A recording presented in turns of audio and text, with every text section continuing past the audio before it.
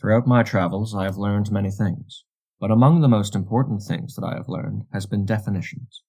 For, increasingly, as my days in this foreign land continued, I found that each time I was certain about what something is, what it does, and why it does, and that I could tell someone with complete confidence all its functions and purpose, I became more and more elated and relieved.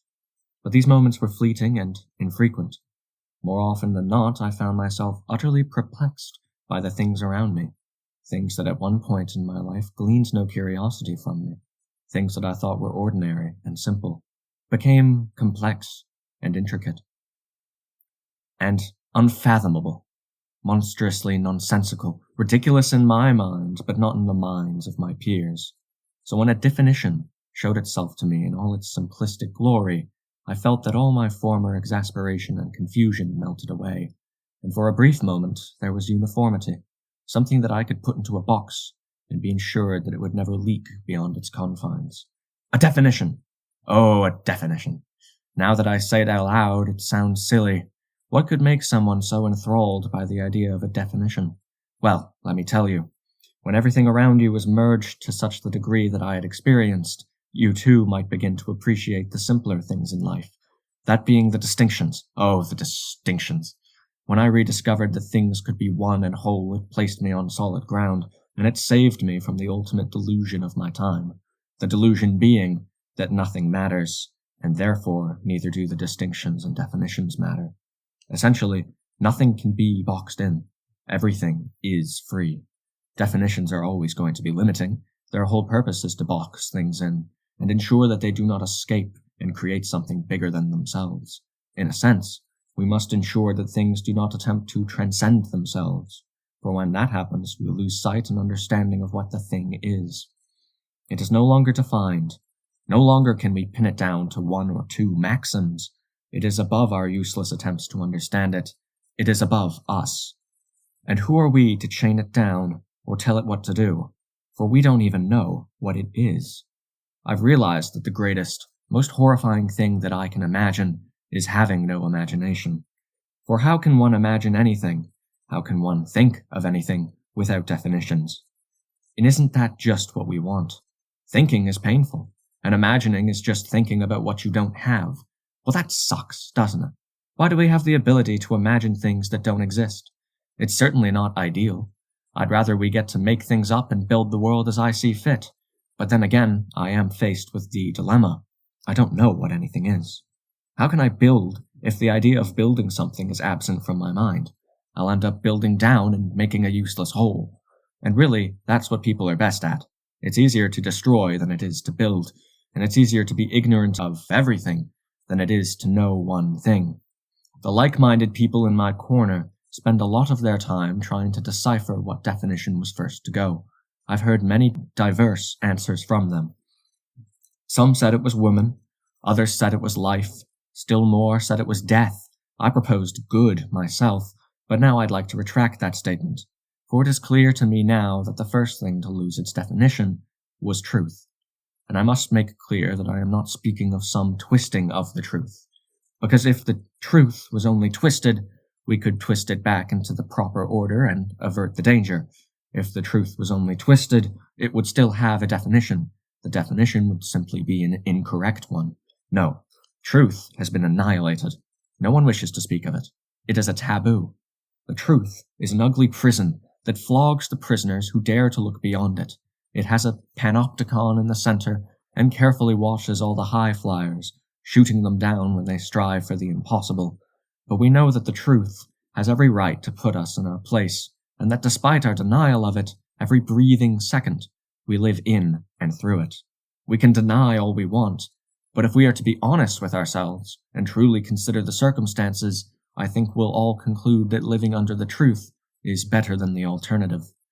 For if there is one thing that can be said of truth, it is that it is predictable.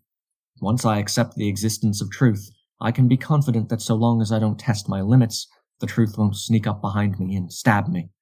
Because the truth is not free. It doesn't live by its whims and do what it pleases. Rather, it stays true to its nature and refuses to deviate. And if it ever did, for whatever reason, decide to deviate and succumb to chaos, Don't start thinking that you'll be able to describe what's happening around you, because the words you use will have no meaning. In all honesty, I realize I may be making things seem bleaker than they really are. I don't wish to misrepresent what was really going on in that foreign land. It was not a situation where nothing had a definition. Most mundane things did. But what particularly irked me was that the most important parts of life were left utterly ambiguous and relatively ignored. There was no talk of money, no talk of culture, little to no talk of morality, of honor, of heroism, and of course, as I have already mentioned, no talk of truth. These were dirty words and concepts. They were things that tethered us down to reality, things that made us feel inadequate and imperfect. Talk of money only served to remind one of their supposed lack of funds. Talk of culture was only used to remind one of the horrors produced by groupthink and tribalism. Talk of morality existed, but what good did it serve? Morality was all about outcomes and feelings. There was nothing solid to base any claims. It was a horrific, flimsy mess.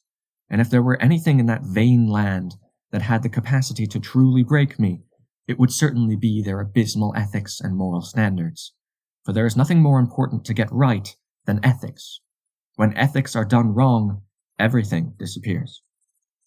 All this aside, what with the definitions disappearing, there is one word that I wish to safeguard from any alteration or misuse. One word that if it were to disappear, we truly would have no hope of redemption. The word is vain. Vain is an adjective, but as my travels continued, I began more and more to see it instead as a noun. Vain does not simply describe a person. Vain is a person. Vain does not simply describe a place. Vain is a place. I went there. Vain does not simply describe one thing or one aspect. It envelops everything and becomes the central aspect. Some may say that vain has two definitions. But after what I've experienced, I am no longer supportive of multiple definitions. If vain is a noun, it has one definition. It does not describe anything because it is everything. Everything is vain. Everything is useless and self-aggrandizing. That is the definition of vain. It is something or someone that is utterly useless, yet thinks very highly of itself. Over the past year, I have encountered plenty of vains. And one of the key characteristics of a vain individual is their indifference to anything important. I learned this after spending much of my time with them. They often would kindly invite me into their circles with smiles and good manners, but that's about as far as their morality went. Smiles and good manners, that's all it takes to be an upright citizen. That's all it takes to be considered moral by the cosmic ethic. Clearly, I met many good people, because if we're going to lower our standards that far, I would say that I never met anyone worth reproach. Good thing I don't play by those rules. Otherwise, how would I know what is good? I would have no means by which to judge, no means by which to make any qualitative assumptions about the world around me. I don't play by those rules, chiefly because I disagree with the fundamental premise. There is much more required to be moral than a few kind gestures and frequent head nodding. Instead, being moral is a sacrificial act. We are to abhor evil and love what is good. Sometimes we are even supposed to die for the good, because it is better to die while opposing evil than to save your life and let evil flourish as a result. But I'm talking about their vain indifference. When matters of self and life and death and love rear their ugly heads into a conversation, everyone goes silent. They refuse to challenge. It's not that they simply don't care, either. I thought that at first as well, but I came to realize that these issues meant the world to them. These issues were a matter of life and death to them. But there was still one thing they valued more than all else, and that was tolerance. If they spoke honestly with one another, there would be nothing to sever the hate between them. So honesty was out of the question. Honesty was utterly abandoned and stuffed in the ever-growing locker of words whose definitions are too restrictive and rude.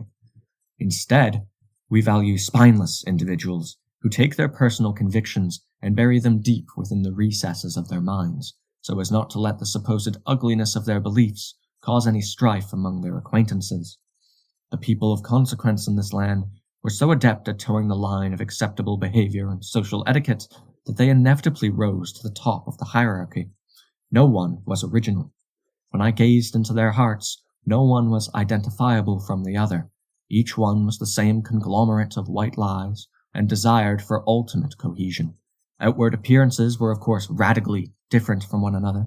How else are they supposed to differentiate themselves if not with extravagant colors and garish designs? It's meant to be shallow. Anything deeper and there would be a real distinction.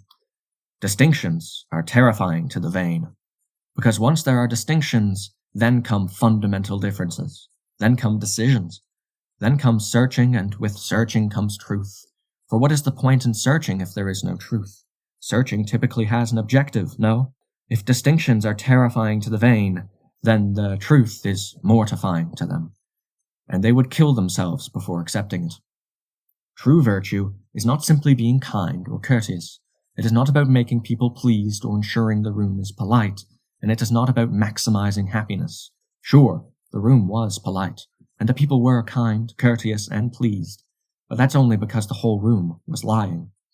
If we weren't lying, the whole room would have fallen into malicious chaos in an instant. Things would have been thrown, and people would have been dealing blows to one another. But when we lie, we mask this maliciousness with civility and good manners. We smile. We say, "Sure, we hate our brothers, but at least our faces don't show it."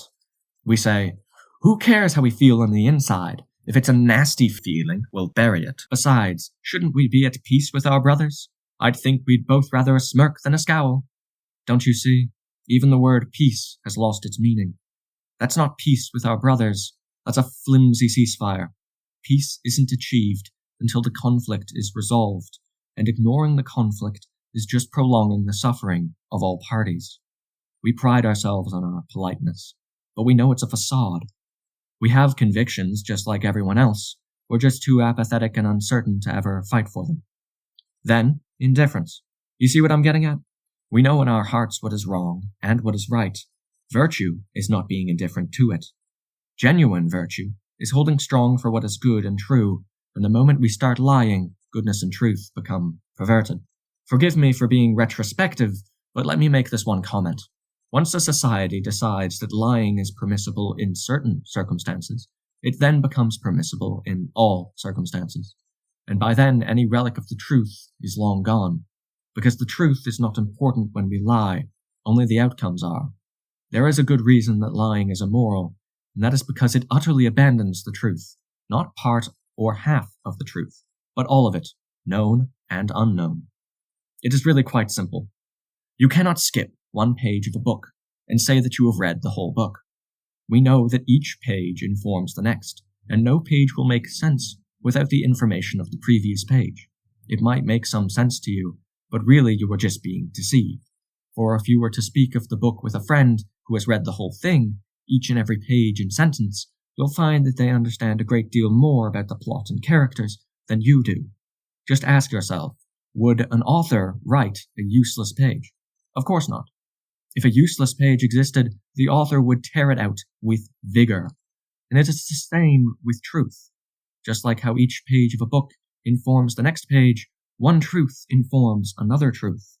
If we conclude that we do not know the truth about one thing, then really we do not know the truth about anything. So is that it? Can I no longer make truth claims? Well, sure, I can make them, but I can never be fully certain of their truthfulness. Instead, I must have faith that my truth claims are indeed correct. But I imagine some of the things I say will be seen as quite silly in the future, as the people of the future will uncover more of the full story of truth and perhaps disprove me. Yet even they don't have the full story. They just have more of it than I do. Thus, to be sure of any truth claim we make, we must have knowledge of all the truth of the universe. We need all the truth in order to have any of it. On that account, we can conclude that one simple lie can break the entire fabric of reality. Lying, in this instance, is like tearing away a sentence from the book of truth. Some might say that one sentence being gone isn't going to greatly impact our lives, but once we begin to permit lying, that missing sentence will turn into a missing page, then a chapter, and then the whole book will be tarnished. As you can see, lying is among the worst of crimes we can find ourselves committing. It is just a shame we can't help ourselves. And as much as we might deny it, every liar deserves the utmost vile punishment that the authorities can muster out of the darkness. They deserve it. They really do. You and I, we deserve it. We really do. Each person who exists on this earth deserves to be thrown into a fiery stack of corpses, if only for our incessant lying and deceitful nature. So how come I don't see a fiery stack of corpses? Who has intercepted their arrival? Who would risk their own life just so that I don't get what I deserve? It's only fair, isn't it? Shouldn't I get what I deserve? Shouldn't I reap what I sow? But perhaps life isn't supposed to be fair. And really, when is life ever fair? Is my punishment ever coming? Has it already arrived? Well, if it never does arrive, I certainly hope that my own guilt for my actions is punishment enough, for it certainly feels that way.